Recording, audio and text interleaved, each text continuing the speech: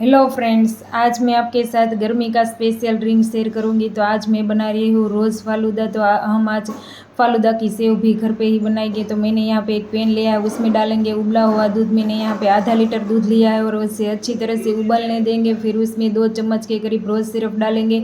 अब फालूदा के लिए हम सेव बनाएंगे तो मैंने 3 चम्मच कॉर्नफ्लोर लिया है, उसमें डालेंगे 3 चम्मच पानी और अच्छा सा घोल रेडी करेंगे और उसमें पकने के लिए उसमें रख देंगे। तो हमारा जो फालूदा की सेव का घोल है वो अच्छी तरह से पक चुका है। अब हम जो सेव का साँचा होता है उसमें डालेंगे और अच्छी तरह से उसे पैक कर देंगे। फिर हम बर्फ़ के पानी में अच्छी तरह से सेव बनाएंगे। तो हमारी सेव है वो रेडी हो चुकी है। आप मेरी चैनल पे नए हो तो मेरी चैनल को सब्सक्राइब कीजिए और मेरे पेज को लाइक और फॉलो कीजिए। अब मैंने यहाँ पे एक ग्लास लिया है, उसमें डालेंगे 2 चम्मच रोज़ सिरप। फिर डालेंगे हमने जो सेव बनाई थी वो, फिर डालेंगे उसमें 2 चम्मच के करीब रोज़ सिरप और सब्जा के सीड्स डालेंगे।